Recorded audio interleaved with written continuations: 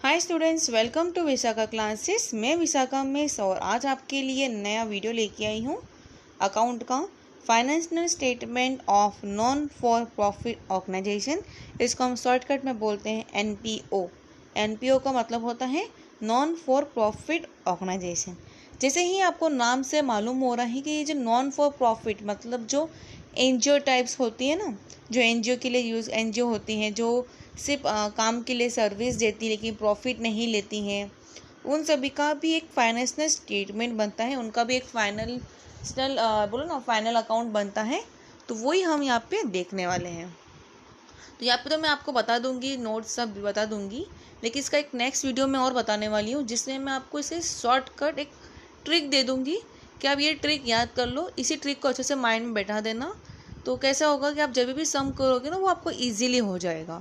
अगर मेरे को इसमें ज़्यादा व्यूज़ आते हैं, इसमें ज़्यादा लाइक्स आते हैं तो ही मैं वो नेक्स्ट वीडियो अपलोड करूँगी, बाकी मैं अपलोड करने वाली नहीं हूँ। तो यहाँ पे हमें फाइनेंशियली जो स्टेटमेंट के यहाँ पे हम 3 बेसिस पे देखने वाले हैं, receipt and payment, income and statement and the balance sheet में हम देखेंगे। इंट्रोडक्शन मैंने बता दिया है। रिसीप पेमेंट्स का यहाँ पे हम ज़्यादा कुछ नहीं आएंगे, डायरेक्टली हम क्वेश्चन में देखते हैं। तो यहाँ पे एक क्लब होता है, क्लब में अलग अलग एंट्रीज होती है, membership, donation, football, journal expense, ये सब होता है।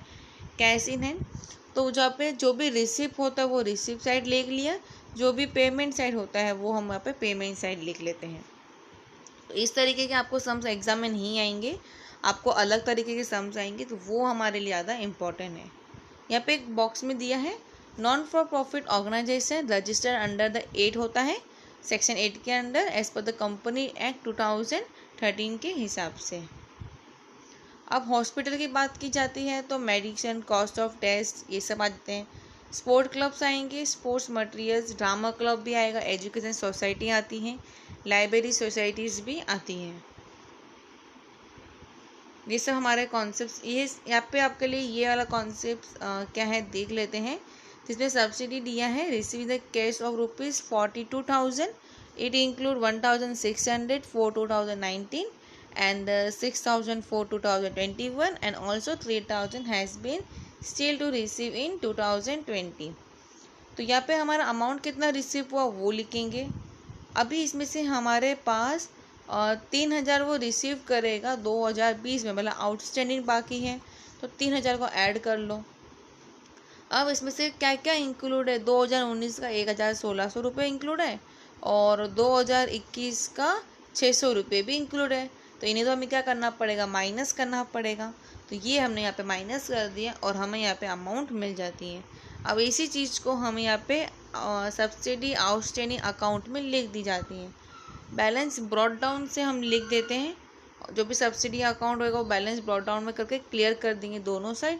और सब्सिडी अकाउंट हमें मालूम है, जो आउटस्टैंडिंग 31 दिसंबर 2020 दिया ना, 3,000 ऊपर ये ऐड किया था, वो हमारा टू सब्सिडी अकाउंट है। तो ये भी बैलेंस कैरी डाउन कर दिया है, ऐड कर दिया और फिर बैलेंस ब्रॉड डाउन करके नीचे हमने ख़त्म कर दिया। सब्सिडी अकाउंट में भी हम इसी तरीके से हम यहाँ पे लिखते हैं। तो ये एक छोटा पार्ट है, हम जो अकाउंट करने जाने वाले हैं आगे फाइनेंशियल स्टेटमेंट का, उसका ये छोटा सा हिस्सा है। तो इसका तो ये 1% ही है हमारे लिए नीचे, तो ये मेन कॉन्सेप्ट था। तो आगे जाके हम इसमें सम्स देखने वाले हैं, अलग तरीके से हमें सम्स आने वाले हैं, किस तरीके से आएंगे वो भी हम यहाँ पे देखेंगे।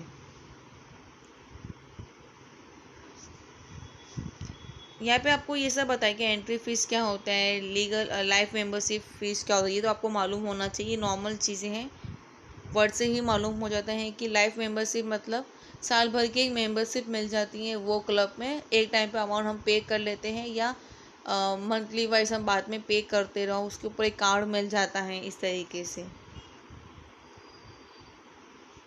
अब यहाँ पे एक क्वेश्चन दिया गया है ये वाला, जिससे आपको रिसीप एंड पेमेंट्स दिए गए हैं, एडिशनल इन्फॉर्मेशन दिया गया है। तो ये सब आपको एग्जाम्स में आने वाले हैं।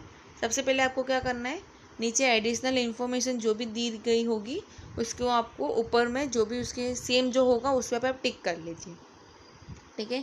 आउटस्टैंडिंग सब्सिडी दी गई है तो आप ऊपर टिक कर लीजिए। सैलरी एंड वेजेस का भी दिया है, वहाँ पे टिक कर लो। स्पोर्ट्स को टिक कर लो, एंट्री फीस को टिक कर लो। कैपिटलाइजेशन करना है हमें 50% और एंट्री फीस, उस पर भी हमें टिक कर दो। तो ये सब हम यहाँ पे कर लेंगे। अब हमारा आता है कि हमें यहाँ पे जो book of new birds foundation fourth club बनाने वाले हैं उसमें हमें किस तरीके से करना है। तो यहाँ पे अगर आप देख सकते हो आउटसाइड सैलरी एंड वेजेस 40,000 दिए हैं और यहाँ पे हमने सैलरी वेजेस 1,65,000 दिया गया है। 1,65,000 लिख देंगे। आउटसाइड सैलरी फॉर 2020 40,000 लिख देंगे और टोटल करके लिख देंगे। अब बाकी जो है इन सब तो किसी का कुछ नहीं है, खाली एक चीज़ का और दिया है, स्पोर्ट्स पे डेप्रिसिएशन दिया है, वो हम 25 माइनस कर देंगे। 25% जो भी आएगा वो माइनस कर देंगे। बाकी आपको सेम जैसा है वैसा ही आपको लिख लेना है और वो यहाँ पे हम लिख देंगे। अब आता है यहाँ पे जो सब्सिडी दी गई होती हैं जो आउटस्टैंडिंग है, तो मतलब आने वाली जो आती हैं वो हम ऐड करते हैं और जो पहले की जो रहती हैं उसको माइनस कर देते हैं इसमें से। इसका जो कॉन्सेप्ट है शॉर्टकट एंड वो वाला वो मैं आपको नेक्स्ट वीडियो में बताऊंगी, जैसे मैंने आपको बोला था। तो आप फटाफट मेरे चैनल को सब्सक्राइब कर दो, इसी तरह आपको और भी वीडियोस मेरे मिलते रहेंगे। तो यहाँ पे बस ऐसे ही करना है आपको। कहाँ पे हमें बैलेंस शीट भी बनाना रहेगा। बैलेंस शीट तो आपको बनाने आता है, किस तरीके से हमें बैलेंस शीट बनाते हैं वो आपको ध्यान रखना है। यहाँ पे दो अकाउंट बनता है, एक आता है अपना इसमें हम जहाँ पे हमें रिसीप एंड पेमेंट्स दी गई होती हैं तो वहाँ पे हम बनाएंगे balance sheet and income and expenditure account हम वहाँ पे बनाते हैं। तो इस तरीके से आपको यहाँ पे सम सॉल्व करना है। इसके अलावा और कुछ भी आपको अलग तरीके से कोई सम नहीं आएगा, कुछ अलग नहीं पूछेंगे और ये सबसे इजीली होता है क्योंकि जो क्वेश्चंस में दी गई चीज़ें होती है ना ऑलमोस्ट चीज़ें वो आपको मालूम होनी चाहिए किधर आने वाली हैं, कहाँ पे आने वाली हैं, वो आपके लिए बहुत अच्छे से रहेगा। तो यहाँ पे इन्होंने क्या किया है, सभी अलग अलग एजुकेशन वाइज इन तरीके से अलग अलग तरीके से इन्होंने सभी को डिफ्रेंशिएट करके फिर अलग तरीके से सम सॉल्व यहाँ पे किए हैं। तो करना कुछ नहीं, हमें तरीका मालूम होना चाहिए। अगर हमें तरीका मालूम होगा तो हम आराम से इजीली वे सम सॉल्व कर सकते हैं।